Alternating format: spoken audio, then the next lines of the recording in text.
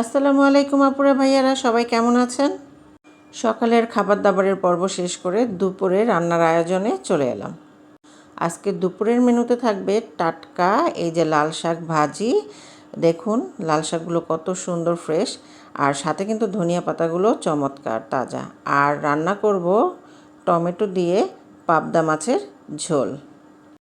লাল শাকগুলো এই যে বেছে নিয়েছি এবং ধুয়ে নিয়েছি সুন্দর করে। এই যে রান্না বান্না করতে আমার যা যা দরকার সব কিছু সুন্দর করে কেটে নিয়েছি। প্রথমে লাল শাকগুলোকে মজিয়ে নিব। আর শাক কিন্তু খুব ভালোভাবে ধুয়ে পরিষ্কার করে নিতে হবে, কারণ শাকে কিন্তু প্রচুর পরিমাণ বালি থাকে।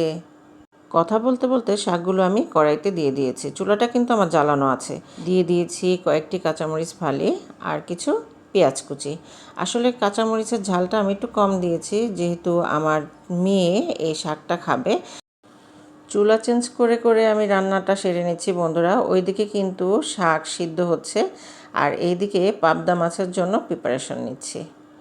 এই যে তরকারির মশলাটা আমি আগে থেকে মেপে নিয়েই কিন্তু অ্যাড করলাম। এতে কি হবে, সময়টা বাঁচবে আর তাড়াতাড়ি রান্নাটা শেষ হবে।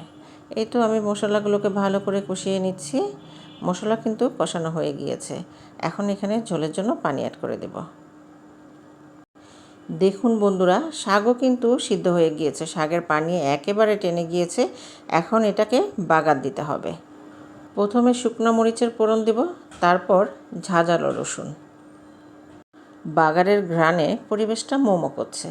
এই তো শাকগুলো বাগার দিয়ে দিলাম।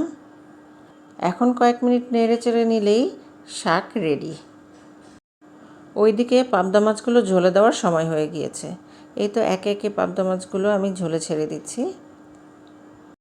পাবদা তেলানা মাছ, টমেটো না দিলে তো জমে না।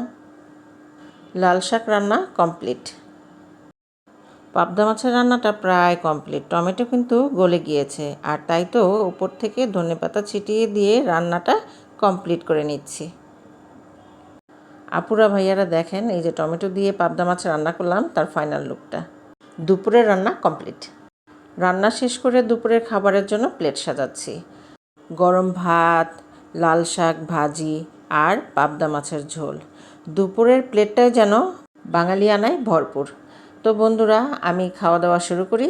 আজকের ভিডিওটা এখানে শেষ করছি। সবাই ভালো থাকবেন, সুস্থ থাকবেন। আল্লাহ হাফেজ।